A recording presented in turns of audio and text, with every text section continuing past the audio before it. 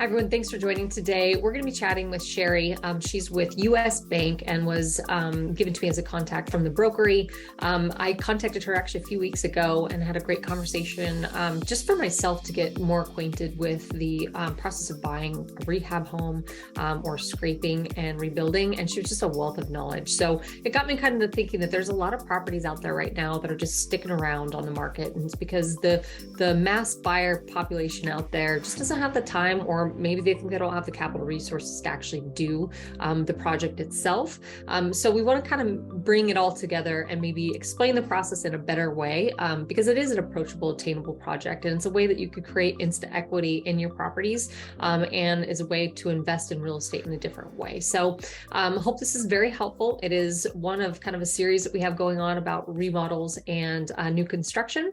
If you have any questions, feel free to reach out, and hope all is well. Thank you for taking the time to do this. I know that when we had our initial conversation, I just started kind of brainstorming on how we could kind of get the word out a little bit more for those buyers who are on the fence of wanting to purchase something, but not having necessarily the capital or excess funds to actually put towards renovating a kitchen or bathrooms. And, even with the new construction stuff, I've noticed around here in the market that there are a lot of, houses that pretty much could use a scrape and a rebuild on the lots. And it's just daunting to get your mind wrapped around the dollar signs of purchasing the property and then actually, the money it would take to renovate or do the construction. So I thought this was a pretty organic, the way we met was pretty organic. And I thought that maybe it would be good for us to jump on here and kind of talk the process through a little bit more, just so, the gears could start turning when people see property. It's more approachable than what you think, obtaining, renovation and construction loans. And you just have to have the right person advocating for you and the right products and right opportunities on the lending side. So, and it is the initial piece of the whole entire thing is, acquiring the property. So it was very natural to start with you, Sherri, today. So thank you very much for your time. It was nice meeting you in person yesterday. Thank you very much for having me, Ashley. And yeah, so this just really kind of came together.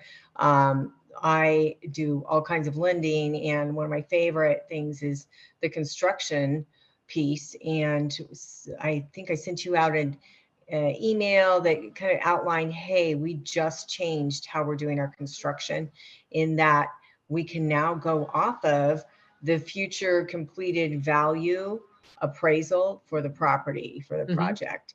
So the beautiful thing about that is, like you said, it's kind of daunting when you are making a big purchase on either a piece of land, or you're buying a property that needs to be scraped, or you are renovating an existing property. It's like, okay, I need to do the math for the whole thing, not just the acquisition of the lot or of the property that we're renovating or tearing down. You have to be able to work with somebody that can tell you, here's, given the cost of the project, the end project, let's get you approved for the entire amount that you're going to need as step one. And we're going to piece this into 2 steps. Let's get you on title of the property that you've identified, and then we'll be able to tack on that construction loan. And what happens so beautifully is that now you don't have to be looking at this great big down payment piece. That we do divide the lending price points to a private wealth mortgage client and a non-private wealth. So I'll talk about the differences between those two, but we have construction loans that also work if it is acquisition of cost of the property and the cost of construction. So I think I'm going to start with just kind of breaking it down a little bit for you guys. The first thing is, you can buy a piece of land that is just a vacant lot, purchase that. We do lot loans. We do lot loans up to $10 million. So lot loans, keep in mind, you're going to need, depending on if the purchase price of the lot, if the loan amount for your lot is under $500,000, then we can go up to 20% down. If it's over that, it's 25% down. It's just a 3-year loan for a lot loan, because we want for you to be building on it. Yep. So keep in mind that a piece of important information about this is if it is a lot and you put like $50,000 down on this lot, that $50,000 is now your equity that you're going to be using for the down portion of the down payment for your renovation project, Nice. for your construction project in this case. Okay, now I do want to point one thing out, but it's really not what we're focusing on right now because we're capitalizing on how to do this with the least dollars out of your pocket, right? Mm-hmm. But the purchase of the vacant lot, it can be combined with a construction loan. But in order to have any of these examples, scenarios, possibilities, starting off as a construction loan, you would have to already have your builder in place. You'd already have to have your plans and your cost breakdown. And, you know, I don't know that this is the market that allows that unless you already own the lot and you've owned it for a while. Yep. And if that is the case, then we'll be financing the construction from there for you. But in this market, because everything is moving so quickly, you find a home that needs to be renovated or you have this lot in mind, there's a lot of competition for that parcel or for that home. It's really hard to be able to get a builder in there and get the contract together that we are going to need in order to finance it as a construction loan. Yep, so, you know, does that make sense? Yeah, that's a great point. I mean, there's just not times for doing, even if you write in a feasibility of, you know, 7 days or 10 days or whatever, it's still not enough to get all your ducks in a row. Right. So we're really wanting to toggle this to having a mindset of we're buying the house first that we are going to renovate or tear down. We are getting that closed. We have our name on the title. Or we're buying that lot, we're getting that closed, we're having our name on the title. That gives us a lot of advantages, not just in our time frames and the competitiveness of the market, but it also gives us the ability to use that future value appraisal if you're a private wealth client.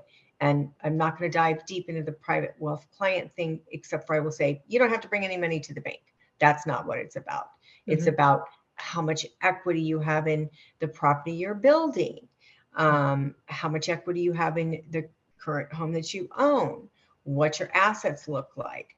A private wealth client will need to show assets, including equity in properties of $3 million. So if you've got $1.5 million in equity on the home that we're building, then there's $1.5 million right there. If you've got 500,000 in the or $1 million in equity in another home or two homes and investment property plus a second home plus your own home, then really you don't have to have a lot of liquid assets. It's includes the equity piece. So, and then again, if that's not the case, we do the same thing, but just use it a little bit different math. Excuse me. So here we go. I already said this. You are identifying the property. You are going to talk to the builder about the scope of the project. The beautiful thing about you've already purchased the property is that you have time to talk to the builder and you have time to work with the plans, and they're going to go back and forth to the city for, you know, changes. You don't want to get started on that construction piece until you're pretty darn ready for that permit, because you don't want to close on a loan and start paying interest on a loan that you're not ready to use. So in order for us to be ready to roll on a construction loan, we need to have the builder contract, the plans, cost breakdown for the appraisal, and the builder needs to be approved as well. That goes pretty quickly, and most builders know the drill when it comes to need to be approved for a construction loan. Do you have a time frame in which you generally kind of set the expectation for that process? We like to close like within 60 days of your start date. Okay. So I have people in different stages of the project, like they've already purchased the property that they're doing the rebuild on. They maybe have already submitted plans to the city. I will get the buyer approved ahead of time, even before we have the appraisal ready to go, even before you have a builder in place. Mhm. You kind of have an idea, like you've walked the property with somebody who has said, yeah, for kind of what you want to do, I'd say it's going to cost, 600,000. That's a super beginning ballpark. So we know if you bought the property for $1 million and it's going to be 600,000 to do the renovation, we're going to need to be able to qualify you for both of those pieces. So I start that. The buyer qualification, we need 30 days. That's it. And then the property, we're just ready to go once we have your appraisal. So I like to say 60 days. Mhm. We've closed them earlier when the buyer is all ready to go and we're almost having permits. Got it. Does that make sense? Yep, that makes total sense. Okay. Now this example, I really want to drill down on this one. This is really kind of what caught Ashley's eyes. Mhm. Now, I was using some larger numbers just because this works well. Like if you see that we go up to a loan amount of 10 million. So this works well in any higher price range. Is actually works better in higher price ranges because there's a bigger spread between, what you're buying it for and what it is going to be worth. I did this, I brought down the pricing of this just so that it maybe would appeal to a broader audience.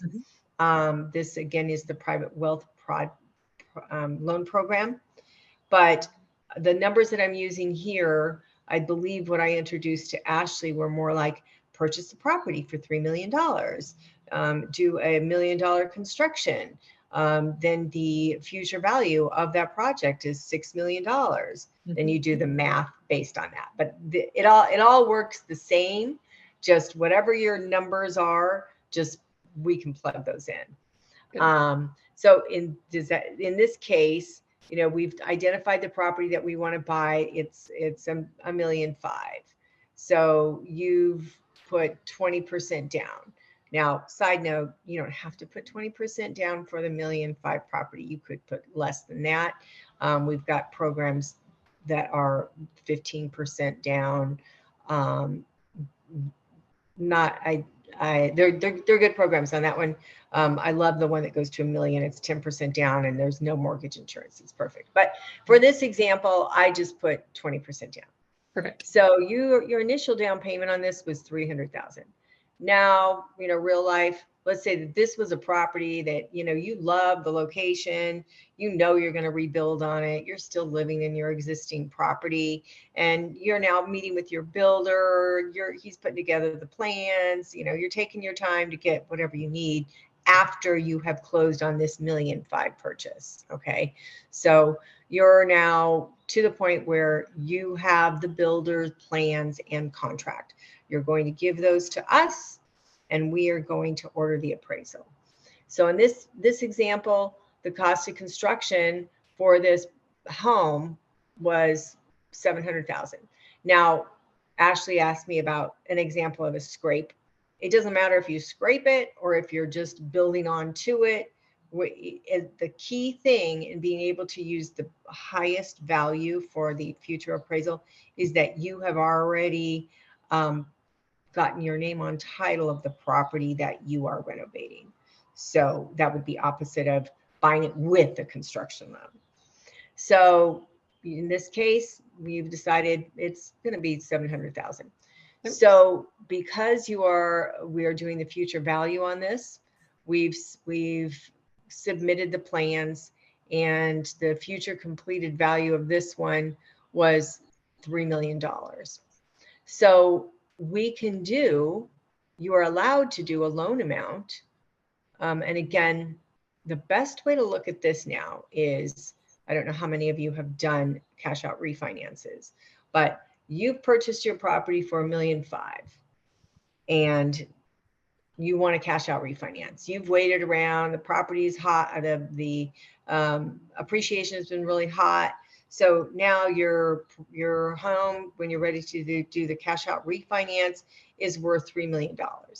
Now you can be lended, we can loan, if the value of your property is $3 million, we can loan 2.25.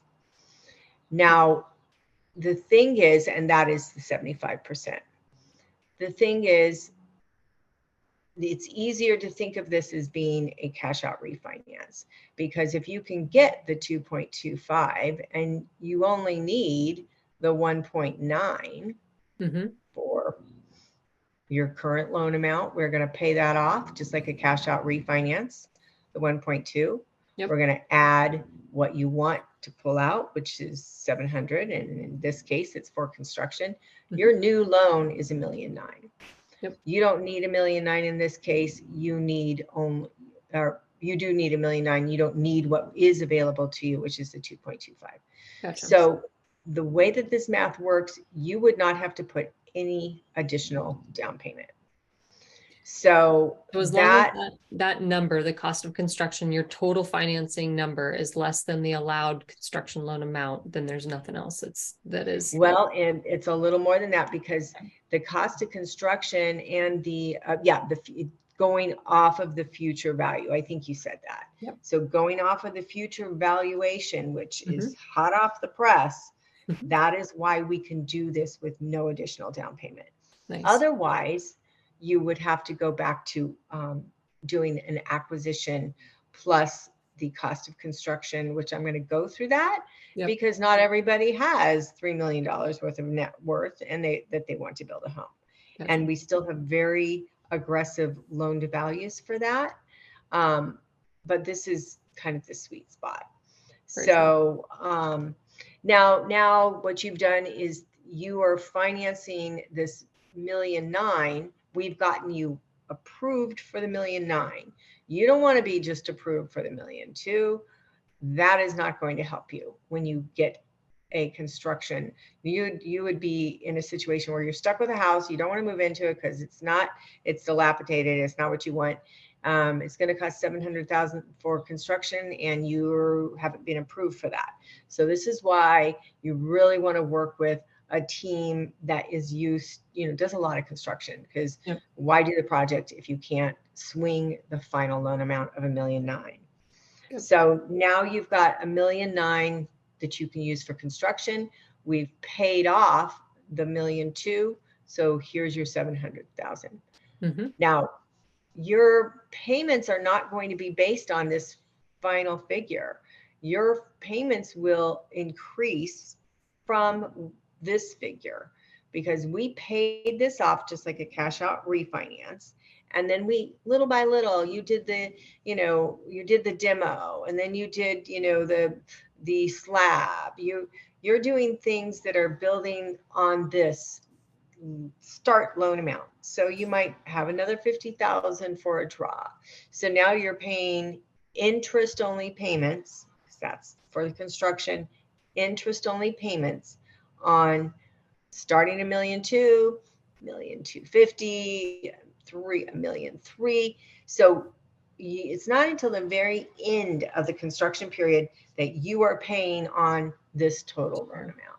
Perfect. Your home is done.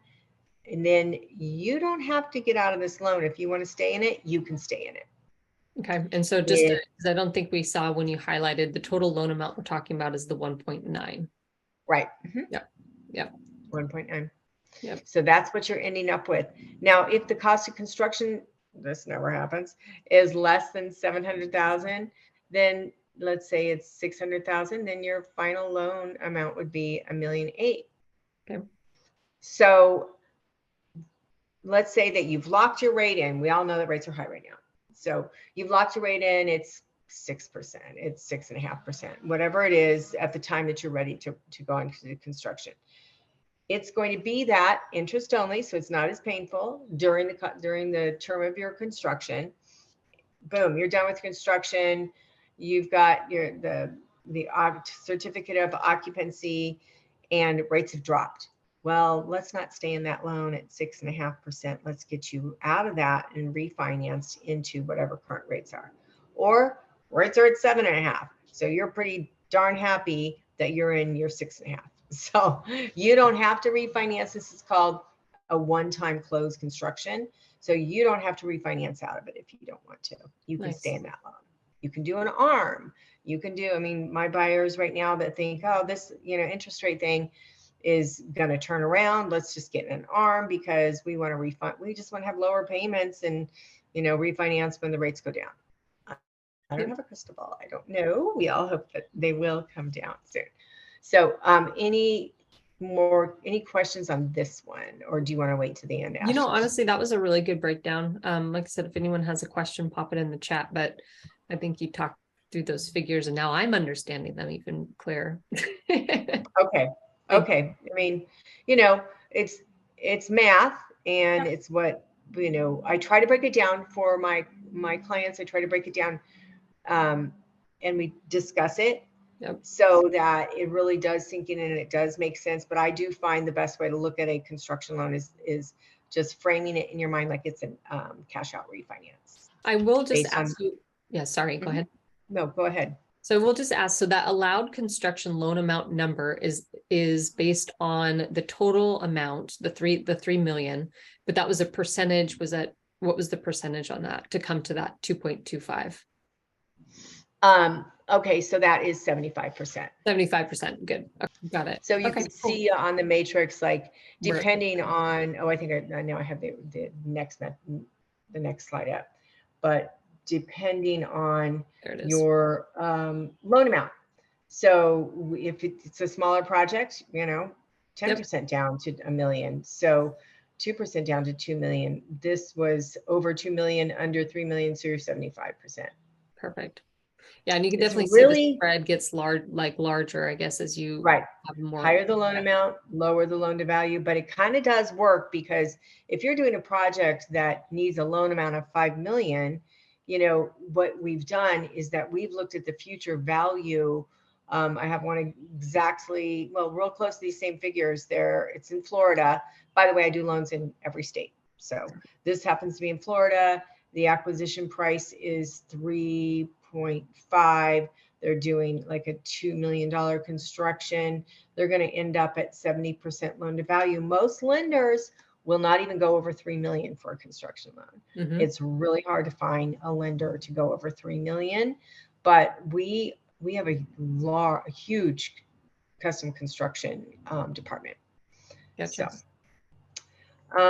then I did want to do a quick example of the backwards way of this, which is, and it's not backwards, it's just the other way. Again, not everybody has their, $3 million worth of net worth, which keep in mind, it can be on the subject property. So if you have $1 million worth of equity, by the time you're done with this, we can use that as well. Great. But on this particular example, I just did one that's not private wealth. And you've got the purchase price, same deal. You bought the property for $1 million. You did a 90% loan to value, which we will do without mortgage insurance. I touched on that. Mm-hmm. So you've got a $900,000 loan amount. You did a $100,000 down payment. In this case, it's only $300,000. Only $300,000.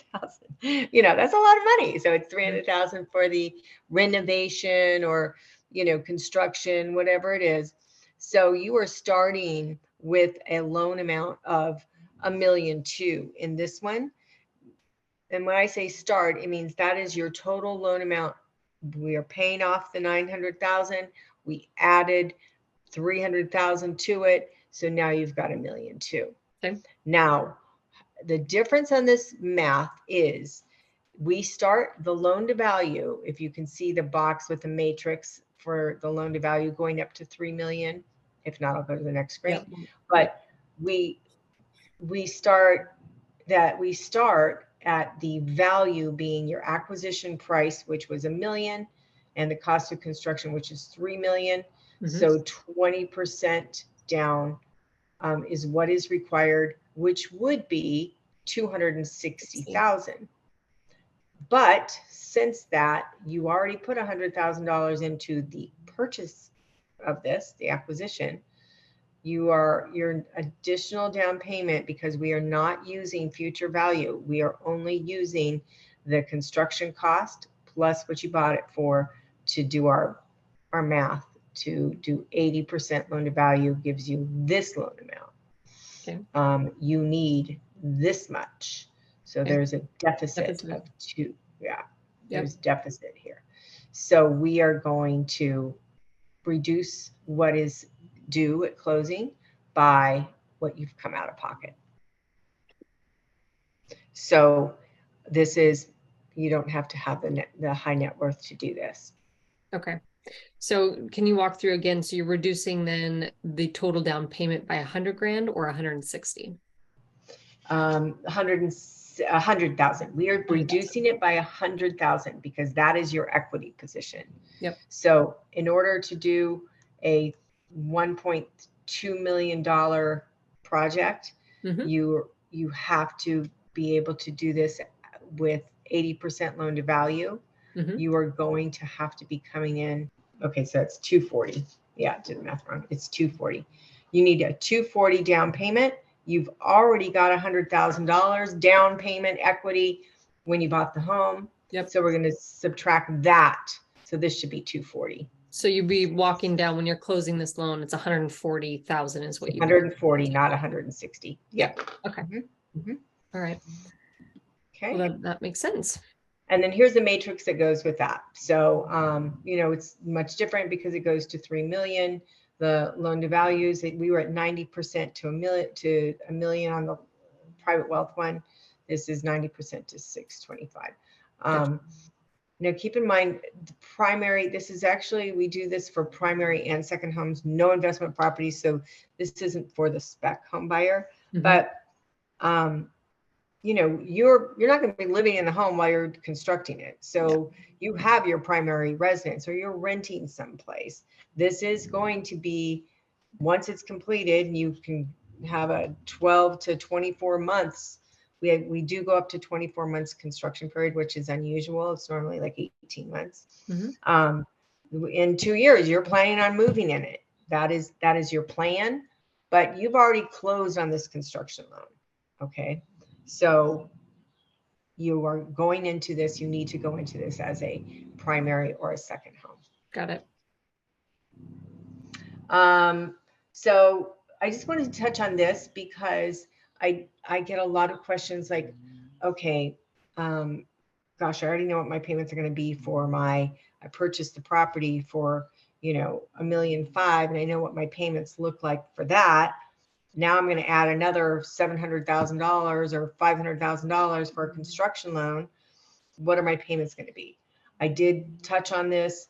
Your payments are interest only during the course of construction.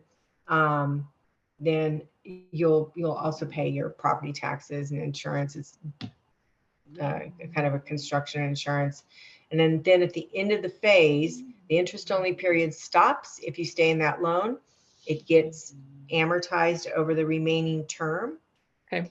So actually that's wrong. It gets amortized over 30 years. 30 years But at you that just point of completion.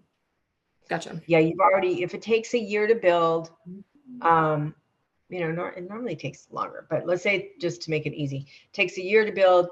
You've gone into an adjustable rate mortgage or you've gone into a 30-year fix. It's all a 30-year term amortization. So it's a 30-year loan, but the first 12 months was interest only. The next, you know, 359 months are going to be interest and principal and interest. Yep. Yeah. The total is 30 years, so it's not re-amortized after that initial year. Right, which is also, I mean, I don't know how many on this call have done the construction loan.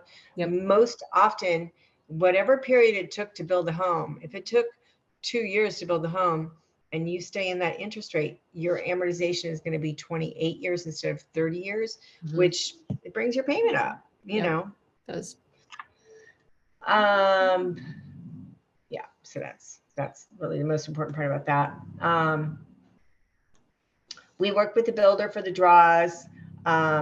We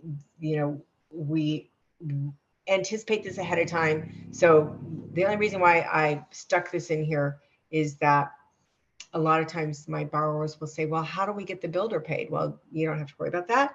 The builder has to be able to provide documentation of certain milestones, depending on the number of months that we've said that this will take once that we have an inspector come out to see that, you know, oh yes, okay, the framing is done, then we will approve the next draw, and the builder will have submitted what he needs the next draw for, how much he needs it for. So that's all done behind the scenes. And, you know, there could be change orders. We don't always do what is called a contingency reserve. A contingency reserve is like it sounds like. Yep. You might go over. And if you do go over, how much is going to be available to me if you go over? So you can have that reserve so that the payments come out of that to complete it. Or it kind of just depends on the project and if that is how you want to structure it or not. It's most of my clients don't want to do the reserve. They want to just, you know, really work with the builder and know that if there's out of pocket or overruns that they'll have to, in the end, they're coming out of pocket anyway for those overruns. I'm assuming if they would only do that if it is a special project where there's something maybe unknown. Right. At the time. I see it on larger projects. Yeah. You know, the ones that are over 4 million, pushing 5 million. I see. Yeah. And finishes and getting finishes and the cost of materials and just weird, right. know, Things change. I mean, they change all the time. So, you know, that's really, you know, part of working with a great builder too, is having them be realistic about what do we do if the cost of goods do go up during the time of construction? Do we stick with that? Yeah. You know, how do we acclimate to those changes? Gotcha. So the and, structure, can I just add one question? So yeah, I'm going to say I'm done. So whatever you wanted me to go back to, or whatever questions you have. Got it. So in that, throughout this whole entire process, you're kind of in the back, you know, you're teeing everything up, and then there's a team that you know the lender has that works directly with the builder, and everyone's essentially kind of working together as a team to kind of shift this forward. Is that right? Yes, we're in constant communication. Yeah. So I mean, you as the buyer will know, okay, we are doing the appraisal. So you likely are going to want to meet with your builder, to meet with the appraiser, to go through. He will have already had the plans. Once you might want to expand on what is really the vision here, because it's a different type of appraisal. You're not appraising something that's already there. There's a lot of imagination. So that's we all collaborate about. Should we meet with the appraiser? Should we have our builder there? We want it. Take your plans, he already has them, but let the builder expand on what he's doing. So there's like step one, we're collaborating. Okay, your loan's has been approved. So there's a lot of collaboration, you know, through that period of time, just getting the borrower so that they're positioned for the full loan amount and they're ready to roll. So there's collaboration there. Then once the project is approved or our appraisal came in, great, we are ready to start. Then, you know, there's continuous collaboration with the buyer to, you know, go do check-ins. Like, okay, how are we still on schedule for? Do we need to extend the number of months? You know, how is construction going? How's the cost looking? You know, is the builder is going to be in contact with us as well, because you know, he's going to want the draws. So this is really, really a relationship that, you know, it's important, it's necessary. I work with a team of 2 other men who they get into the trenches. Like, they will walk the lots. They will meet with, you know, the builders if necessary. That it's rare that is necessary, but like, you want somebody that's got on the hard hat with you. And I'm really, really fortunate because I'm been in the business for 24 years, and I'm very, very versed at how the structure goes and the financing goes. And, you know, I take on that role where the guys will talk with the construction draw person, and they'll talk directly with the builder and the team, more than that I will. So it's the 3 of us, and we've got 2 assistants that, you know, we don't ever want people to get into this process and go, We don't know what we have to do next. We will tell you. You will never have to guess what you have to do next. Very cool. Yeah, but it's just a really nice way.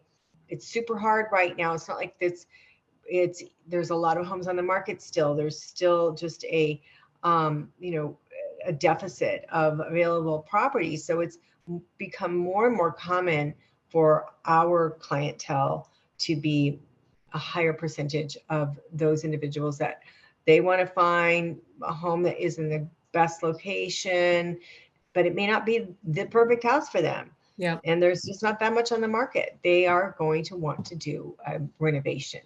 So things we're seeing though sticking around on the market are because generally a modern day buyer today wants something that's move-in ready, right? Very straightforward.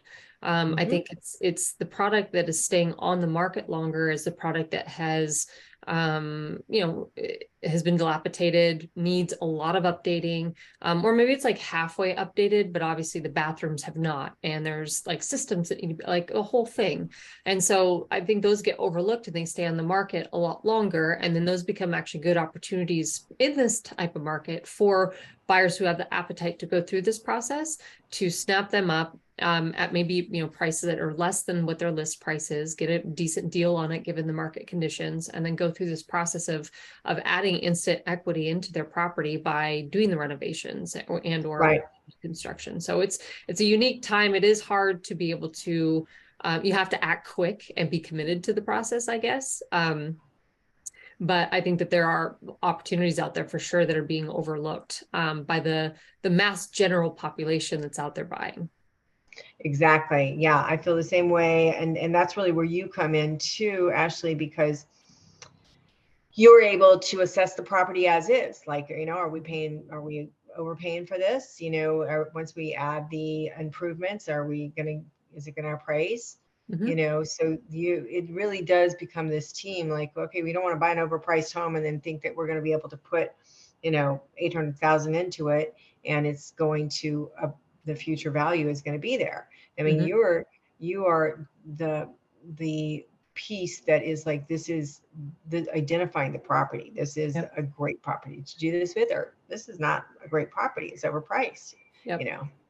And we're going to talk about that too on our next series is identifying properties and really diving into what is needed to do that, and looking to future value and what does that mean? Because a lot of times too with construction, you don't know just like you said earlier, we don't have a crystal ball of what future value is. So we kind of have to work with what future value is today. Right. That is true. Yeah. And we want to vet the whole thing out. Again, we want to make sure that, all right, we're approved for the whole project. We're ready to go. So you're not doing everything all at one time. Good. All right. Well, did you have any other slides, or was that just thank you for your time?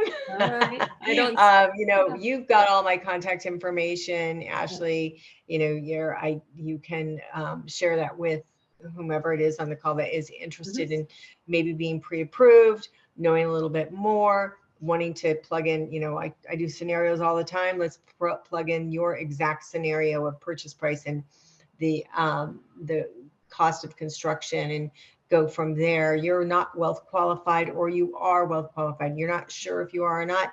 Let's talk about if you are, and then we'll decide, if you are not wealth qualified, let's work the numbers and give you a realistic idea how much it's going to cost out of pocket. If you are, we'll do the same. Nice. Well, thank you. Really appreciate your time. I don't see any questions there in the chat, but yes, we will post your contact information and look forward to working with you in the future for sure. That was a great breakdown of the process and everything. And it sounds like, with US Bank too, and the unique products that you guys have that really fits for construction for sure. So good. Thank you, Ashley. Really appreciate it. You bet. Well, have a good one, and we'll chat with you soon. All right. Thank you. All right. You too. Bye.